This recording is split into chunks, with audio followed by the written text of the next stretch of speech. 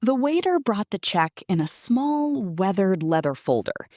He set it on the table, precisely between two empty chairs and one half finished glass of Pinot Noir. My glass. I looked at the folder. It looked heavy, like a stone. I looked at the chairs, still warm, but vacant. Then I looked at the heavy oak front doors of the restaurant. 14 minutes ago, my son Donovan and my daughter in law Phaedra had walked through those doors under the thin, polite cover of a migraine. Phaedra had performed it perfectly. The sudden wince, the hand to the temple, the soft moan as if the light of the chandelier was a physical assault. "Mom, you stay," Donovan had said, his hand on my shoulder for just a second too long. A goodbye masquerading as a gesture of care. "Finish your wine. Take your time. The car is yours tonight. I parked it right out front for you." I had nodded. I had said, "Of course, sweetheart. Go take care of her." I watched them cross the dining room. Phaedra already had her coat on. She'd been wearing it since the middle of the entree, a silent signal women use when they've already decided to leave but want the departure to look spontaneous. They didn't look back. They didn't even check to see if I was watching. The waiter, a young man named Adrian with a careful, practiced smile, cleared his throat softly. He had that particular kind of stillness good waiters develop when they realize, halfway through a service, that one person at the table isn't in on the arrangement. "Ma'am," he whispered, "would you like to settle the check now, or would you prefer to wait?" I opened the folder. The number on the slip was $942.16. I stared at it. For a moment, the numbers didn't feel real. I had ordered a 6-ounce filet, medium rare, a side of asparagus, one glass of wine. My personal total was $67. The other $875 belonged to people who were currently driving away in a climate-controlled SUV. I hadn't ordered the 2014 Brunello that Phaedra had spent 10 minutes discussing with the sommelier. I hadn't ordered the seafood tower that sat melting in the center of the table, half-eaten crab legs dripping onto the white linen. I hadn't ordered the Wagyu tasting flight that Donovan had described as a birthday treat for the family, even though it wasn't anyone's birthday, and Donovan clearly had no intention of paying. The bill on the table was the bill for a ghost party, and I was the only ghost left to haunt it. I sat very still. My hands didn't tremble. I did not cry. I looked at Phaedra's chair. Her napkin was balled up on her plate, stained with the wine-colored lipstick she wore every Sunday, the one I'd once complimented, only for her to smile thinly and never tell me the brand. Then I looked at Donovan's chair. His linen napkin was folded, neatly, placed precisely beside his plate. That was the part that hurt. A man in a hurry because his wife is ill does not stop to fold his napkin. A man who has choreographed his exit, however, folds his napkin. It makes the leaving look organized, not frantic. It was a cold, calculated signal that he knew exactly what he was doing. My grandchildren, Caspian and Theodora, had been used as tactical shields. Caspian had been allowed 3 desserts to keep him occupied while the adults planned the escape. Theodora had been told to be very quiet for Mommy. The children never know. They are just weapons used by adults who understand that a grandmother will never cause a scene or chase a car in front of a 9-year-old. I looked back at Adrian. "Could you bring me a fresh cup of coffee, please? Black. And the dessert menu." He blinked, surprised. "Of course, ma'am. Take your time." I sat in my quiet pool of light, and I began to count. Not just the dollars on the slip, but the years. I am 75 years old. My husband, Roland, has been gone for 8 years. Our son is 46.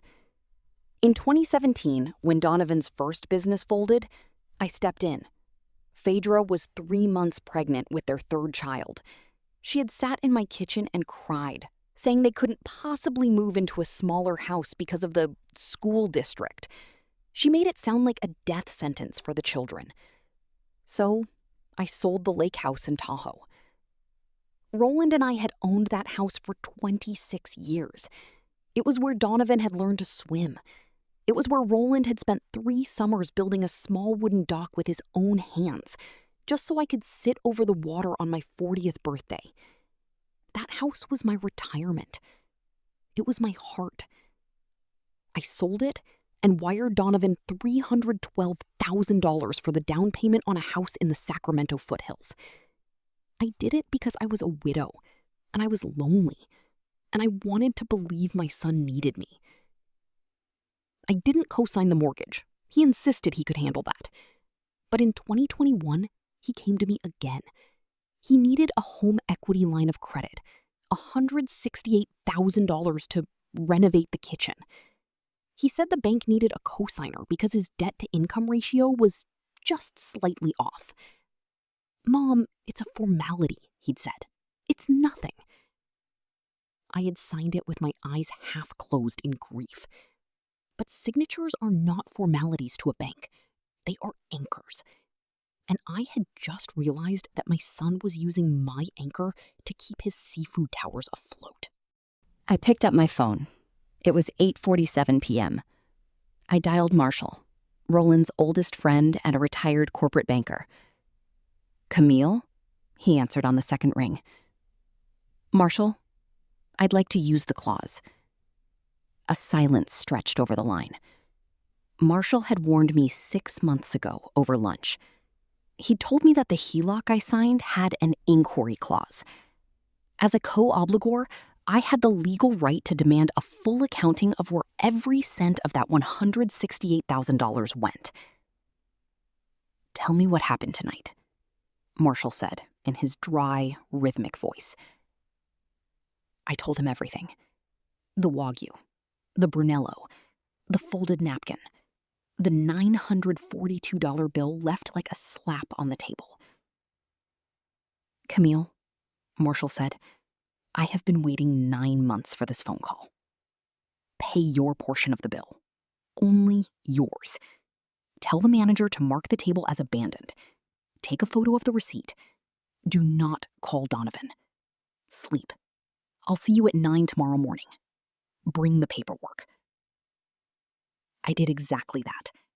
I ate a slice of olive oil cake. I tipped Adrian 30% on my $67 meal.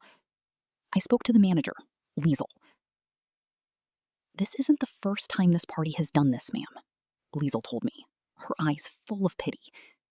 "The last time, a woman named Phaedra Whitlock disputed the charge after leaving the restaurant. We have a note in our system."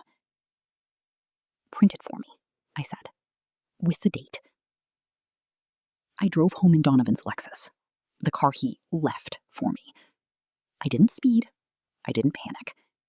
I sat in my dark kitchen and let myself remember all the times I had laughed off Phaedra's insults. The time she gave me a gift that was actually a free marketing candle. The time she told my granddaughter I was too poor to go to the country club. Marshall's office smelled of old dust and expensive coffee. He had a folder ready. "Page 11, paragraph C," Marshall said, sliding the document toward me. "The inquiry clause. You demand an accounting. If he misspent the money on lifestyle instead of home improvements, you can accelerate the loan. That means the full $168,000 becomes due in 90 days. "He doesn't have it," I said. "I know," Marshall replied, "which gives you the third option. You assume the loan, foreclose on the equity, and take the house. Or you convert it into a private repayment plan. He pays you every month for 18 years, a check the size of a mortgage. Every month, he remembers exactly why he's writing it." "The long sermon," I whispered. "Exactly," Marshall smiled. "Roland always said, know when to be the swift door and when to be the long sermon. This, Camille, is the sermon." We spent 3 hours drafting the letter. Certified mail, copies to Phaedra and their attorney. It was unfailingly polite. It was legally devastating. The voicemail started at 10:42 a.m. Mom, the restaurant charged me $490. I thought you were handling it. Why did you leave without paying? The manager is calling me. I noticed he didn't ask if I got home safe. Then Phaedra at 11:18 a.m. Camille, this is inappropriate. Donovan is panicking. You need to call us back and fix this. We should be adults about this. Adult was a funny word coming from a woman who faked a migraine to dodge a bill. By 1:07 p.m., Donovan's tone changed. He'd talk to the manager. Mom, I didn't realize Phaedra ordered the Brunello. I didn't realize it added up like that. I'm sorry. He apologized for the order, not the abandonment. I saved that one. It was evidence of his lack of oversight. By Wednesday, the certified letter hit their house. Phaedra called Marshall directly, screaming. She called me a vindictive old witch, Marshall told me over the phone. She said you were having a grief episode and weren't mentally stable. She threatened to come to your house to resolve it. What did you tell her? I asked. I told her that any personal contact would be documented as elder intimidation. I told her I was recording the call. She hung up pretty quickly after that. I laughed. It was the first time I'd laughed in years that didn't feel like a mask. Donovan came to my porch on Friday. He looked broken.